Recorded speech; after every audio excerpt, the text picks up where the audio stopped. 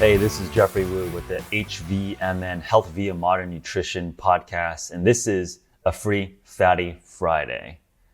And today's topic is around the idea that life is too short to make all the mistakes yourself.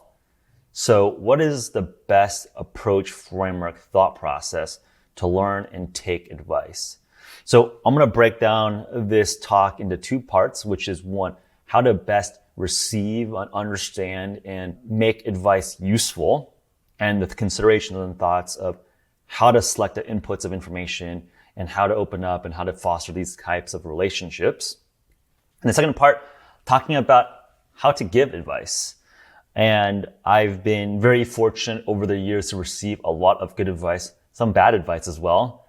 And in a more recent lucky position where I have enough battle scars, thoughts, ideas where my advice could be useful for some folks, whether that's in health, human performance, startups, all of the experiences that I might have a little bit of experience in. So let's get started. Because life is so short, it's too short to make all the mistakes yourself.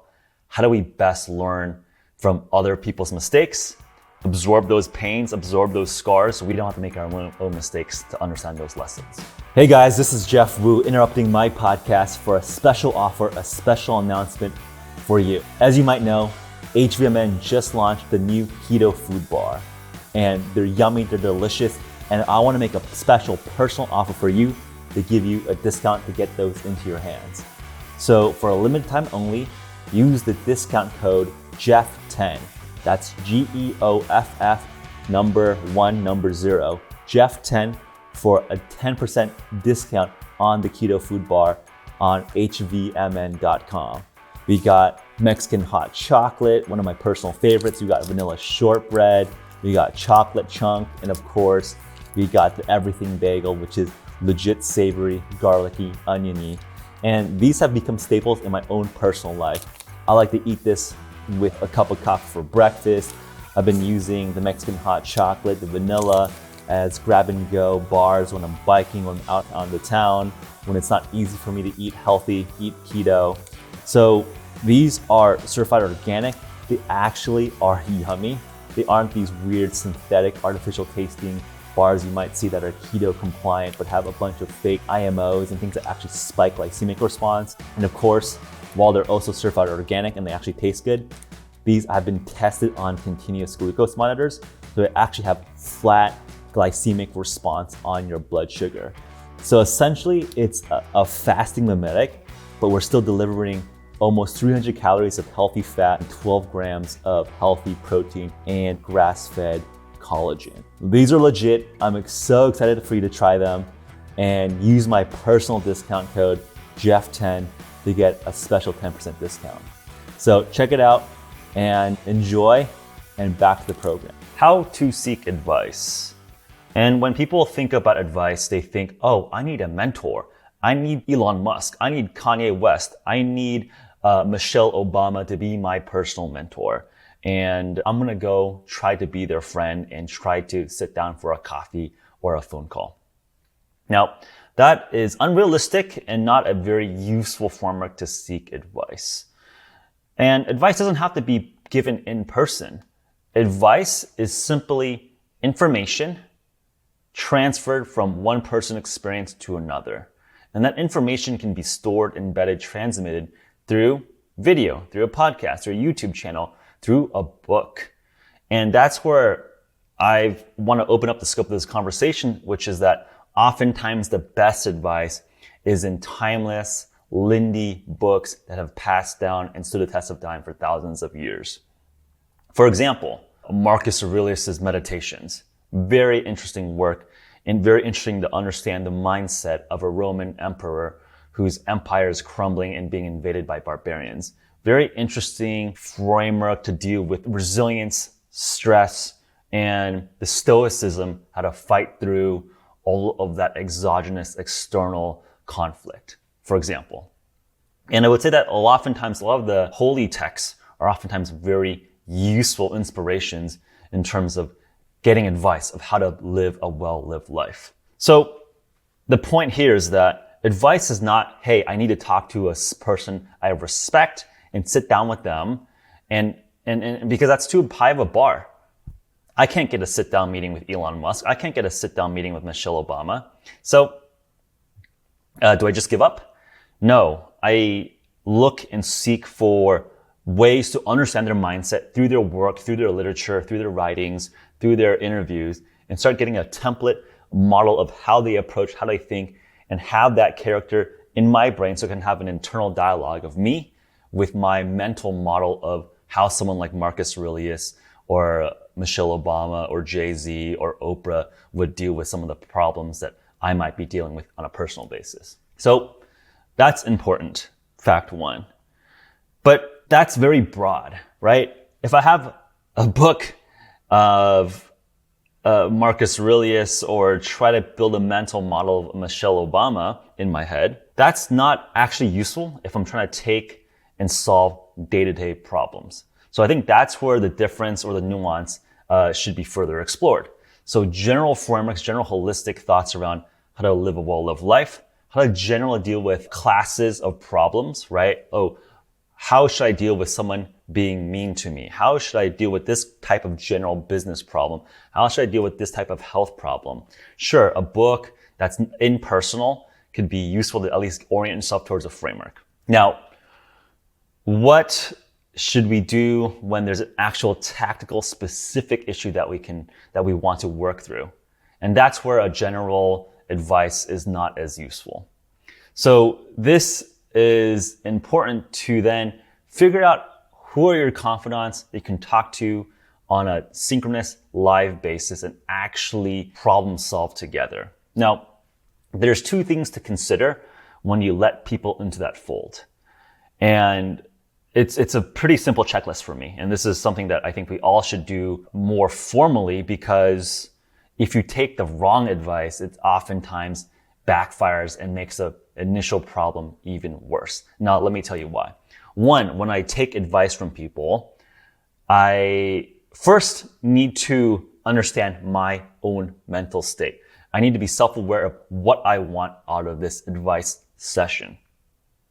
Oftentimes, we just want self-affirmation. We just want a yes person to say, hey, Jeff, you're really smart. Do what you wanted to do, which is fine. Sometimes we just need that support and a cheerleader. But oftentimes, it's not that. We actually want to learn. We actually have confusion. We actually have doubt. So understand what you want personally out of that advice. And that takes some self-awareness. You need to really self-analyze and say, hey, do I just want a cheerleader here? Or do I actually want to have my assumptions, my thought process, my framework challenged and potentially reversed? So you need to understand where you are at. Now, after doing that self-work, that self-analysis, now you need to understand who to talk with and do they have enough context to actually understand your situation. Now, most people do not care enough, do not have enough context, do not have enough experience to give you actually useful advice. Oftentimes, if the person giving advice is not a domain expert in your area, nor do they have enough context to actually understand your specific problem, their random spouting of general maxims or aphorisms are not useful. Oftentimes, they will backfire because they're dealing with less information, less skin in the game to actually think through the problem to the level that you've already thought through, right? So I'm assuming that if you're trying to seek advice on a problem that you're facing, you probably have a lot of skin in the game. You probably care a lot. You probably thought through this much more than some arbitrary person that you're talking to. Because one, you have a lot of skin in the game. Two, you've thought through a lot of scenarios. Three, you have the deepest context of all the little idiosyncrasies of your specific situation. And four, you probably have some expertise if you're in this area.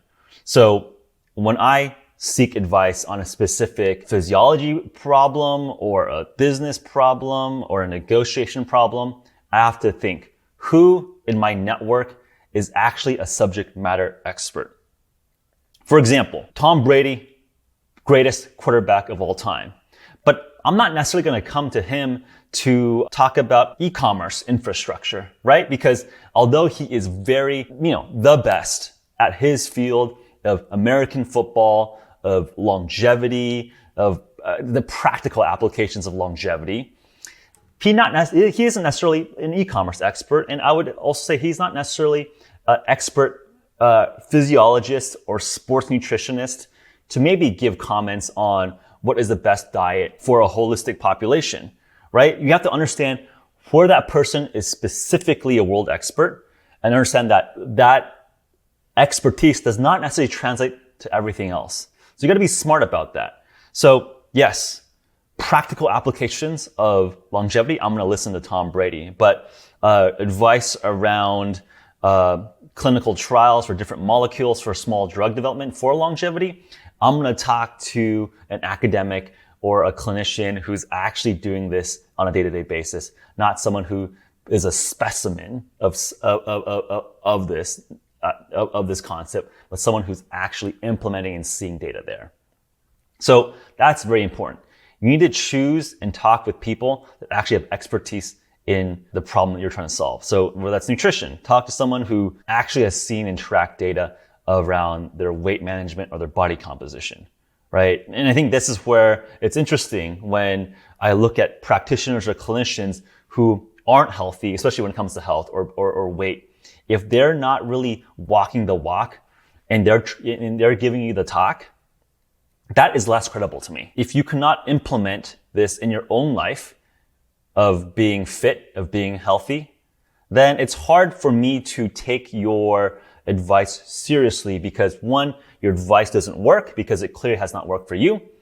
Or two, you don't actually believe it. You're not actually implementing it. So it's important to, when you take advice, take it from from people who actually have credibility, reputation, actually walk the walk. So that already limits the box of people that you should consult with. Of course, you need to trust and have like an actual relationship there. I think this goes into part two, which is that they have to understand enough context of your specific situation. So you could talk to me about a startup problem or something about fasting or a ketogenic diet. I would say that I am fairly expert in the practical applications as well as the physiology of ketogenic diet fasting. I'm a published scientist in this space. I've seen probably as much data as anyone now over the last 7 years looking at academic data, anecdotal data, and seeing the applications of the very, very high ends of elite military, elite athletics. So in that sense, I would say, reasonably qualified to comment and give advice on this general area. But if I do not know your specific context or issue, it's hard for anyone to actually give specific advice. So, for example, if an arbitrary person says, hey, should I use a ketogenic diet? Should I fast? I can give you the general holistic answer for the general average American, which is, okay, 75% of us are overweight, obese, 33% of us are pre-diabetic, diabetic, 80% of our metabolic syndrome. I'll probably cater an answer to that average American. But if you're a Tour de France athlete, if you're an MMA fighter, if you're a boxer, you're an Olympic powerlifting athlete, I'm going to have a very different nuanced answer and advice for you. So when you take advice from someone who is a qualified expert in your opinion, you have to give them enough context, all the details that you've thought through, that you've considered, all the variables, and make sure they have enough of that context to actually comment intelligently. So this part is important because you might have someone in your life that is an expert in their space, but if they do not have enough context or do not care enough to actually dive into your life, understand the issue, then they're not going to give you the quality of advice that you're really trying to seek. So that's the 1-2 punch, right? So internally, you need to understand, are you looking for a yes man or a yes woman? Or are you actually seeking to learn and put yourself in the mind, a self-awareness to actually understand what you're trying to get out of an advice session? And then 2, assess them. Are they qualified to actually be an expert in the area that you're trying to solve? And then 2, are you giving them enough context? And I think that's an especially important thing to talk about because oftentimes if you're, proud and have an ego, you don't want to share all your problems. So you're hiding or you're being more overly optimistic or you're kind of hand waving through some of the more critical pieces of information.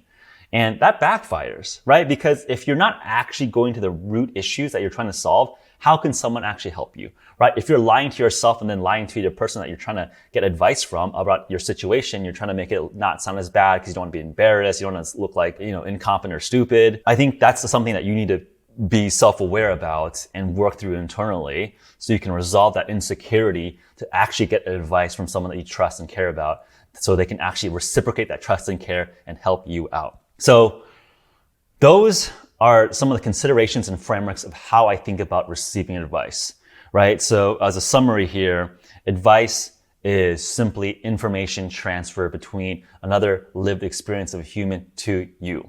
And that can be transmitted through text, writing, audio, conversation, in person. Now, obviously, when you actually go to bespoke tactical advice and not just general frameworks, that's where a conversation needs to happen. And I walk through considerations of how to choose the people that you want to open up to and what are the important things to take into consideration when you open up to them so you can actually have a full context dump so they can actually work through the problem with you. Maybe that's like the one last point that I'll leave there, which is that talking through and solving the problem together is often the best framework for advice.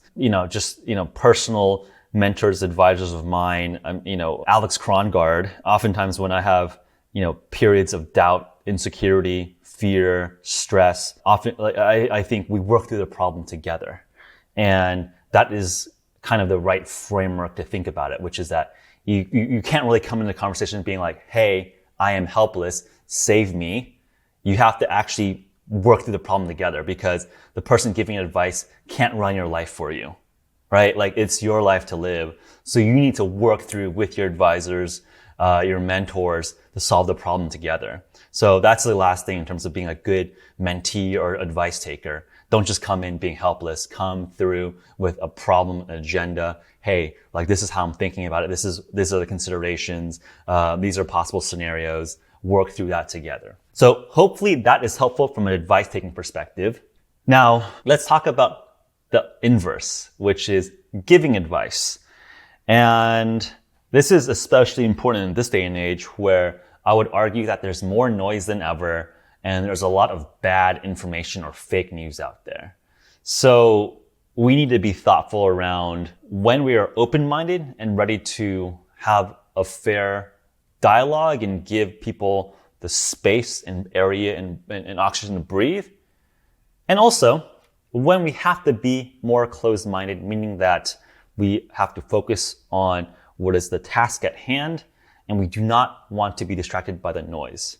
And this might sound like I'm narrow-minded or provincial, but I think this is a very modern problem where this is actually just keeping sane. You cannot expect to have an information drip of constant noise coming into your head. So my thought of being narrow-minded and open-minded is a reaction to the overwhelming information dump where algorithms, machine learning is designed to steal your attention from you as much as possible for some of the biggest tech companies' business models.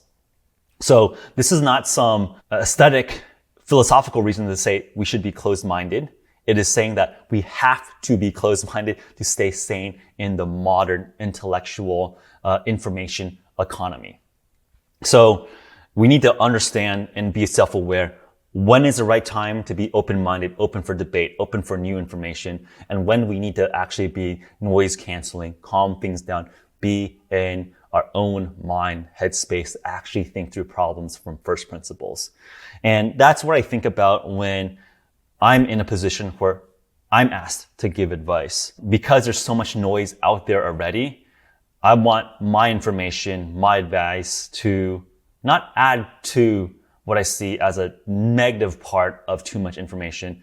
I want my voice, my ideas to be clear, crisp, and useful. So just like you can be a good advice seeker, advice learner, I think there are some attributes on being a good advice giver. And just like there's a series of questions that you should tick through as you're taking advice, there's the same, almost analogous inverse take of questions on the giving side. Again, there's multiple different mediums you can play with, right?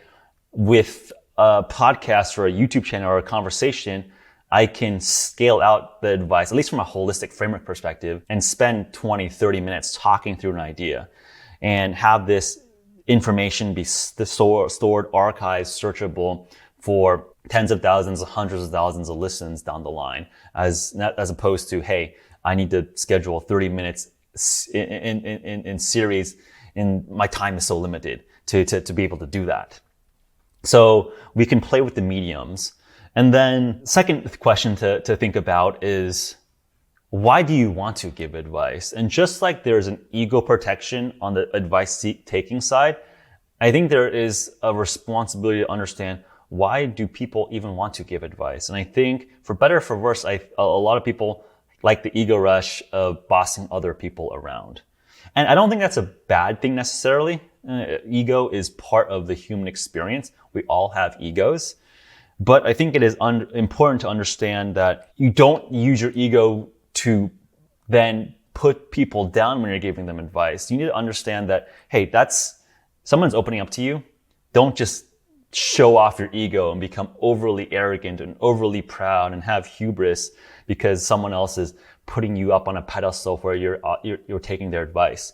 I think the sensible approach is, yes, understand there's an ego component, but there should be a deeper alignment, deeper meaning there, which is that, is there a shared alignment or dream with the person you're having a conversation with? I think that is oftentimes the most common context in which people actually have, advice conversation where we share business interest, right? We're on the same team, or we share a philosophy of how to best build our community and society. We have a shared philosophy on nutrition, right? Like, we think that fasting windows, we think reducing refined carbohydrates would be a better type of culture, of food culture that we should all live in. And if we can solve that, we can change the shape of our healthcare system and everyday livelihood by improving the quality of life where we reduce the chronic condition rates, right? So there is a shared alignment of why we were even having a conversation, spending time together. Or it's you genuinely care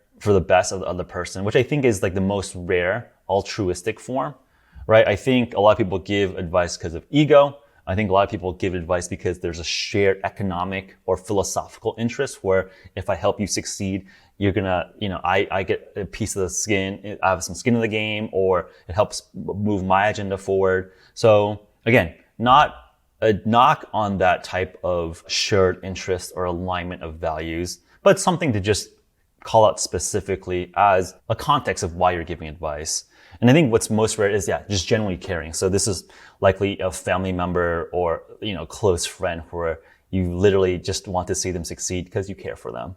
And I think the world would be much more compassionate and understanding place if we all open ourselves up to that kind of vulnerability of more of these class 3. Hey, I'm just spending my time to be in your shoes, really understand your situation, and just generally wanting the best for you, even if it's at the discount of my personal interests. So those are important to go through, again, from a self-awareness perspective on why you're giving advice. And then, again, I think just like taking advice, are you actually qualified to give advice on this topic? Or are you just BSing, right?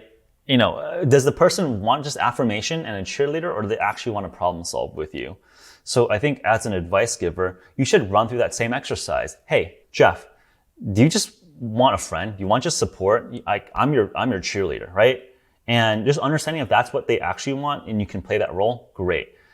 Or, hey, you actually want me to problem solve with you. You got to think, hey, am I even qualified to help here? And then 2, do I have enough information before I start spouting off random ideas to actually understand and genuinely care enough to solve that specific problem? So those, I think, are just super important because I think it's too flippant to just share bad advice around that backfires for people. And lastly, and this is something that I'm imperfect on and continually improve on, which is how do you best communicate to that person? And my style is generally more direct, more blunt. To me, there's something powerful in just being blunt, direct, and shaking people out of their stupor, their complacency. But often that sometimes doesn't work on different types of people, where they want more of a congenial approach to taking advice. So for me, it's personally, as an area of improvement, is if I am caring enough to spend my time giving advice, I need to be thoughtful on the form, tone, a way to deliver the advice. And that's just because I want to maintain as high fidelity of communication and transmission of information of my head to yours. And if I'm not doing it and transmitting it properly, then it defeats the purpose. So it's not like PC or tone police or being snowflakes about talking, but I think there is an art to deliver clear, concise, precise language, precise advice without stepping in the lines of being patronizing, aggressive, blunt, because people get defensive. Now they close off because it's too direct, too aggressive. So that is something that I think we can all, I think everyone can improve on this. And I know that's something that I explicitly want to improve on, which is that we have very, arguably clear ideas of in our heads. And it's important how we can translate that into the very imprecise, fuzzy language of human language, English, Spanish, Portuguese, Mandarin. These are encapsulations of emotions that are so complex. So the words, the vocal sounds coming out of my voice right now are very imprecise manifestations of deep, complex ideas. So as we are both giving and receiving advice, understand, and this is my information theory, computer science background guy coming out, understand that the signal is imperfect because ideas are not perfectly captured by the English language. So there is some loss, and understand that we can always improve to reduce the loss rate. So I think the dream state is something like a neural link or an ability to really translate the emotional and mental context of my brain into your brain and vice versa. And we can then truly walk in each other's shoes. That would be a very brave new world. Obviously that technology is not going to exist for quite some time, if possible. But I think it is a good thought experiment to understand what I mean by perfect information state transfer.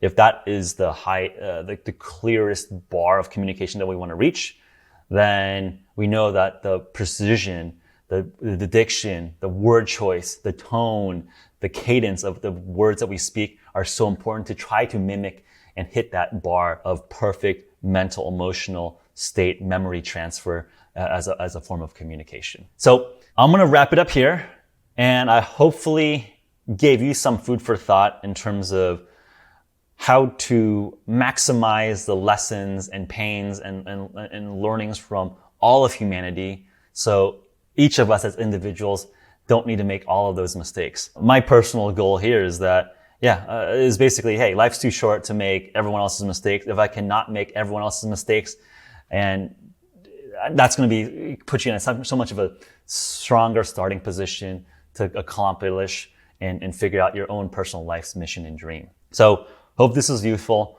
Hope this makes you a better advice seeker and a better advice giver. As if you like this, please do share it with your friends. Hopefully this is useful to foster discussion between friend groups or family groups in terms of just giving better communication and better advice in between your trusted circles. So if you share this, much appreciated. If you have comments, thoughts, feedback on my thoughts, framework of how I think about advice, comment, tweet at me, IG me at GEOFFREYWOO or at HVMN. As always, stay resilient, stay thoughtful, keep moving forward, and hope you have a great weekend. Talk to you guys all very soon.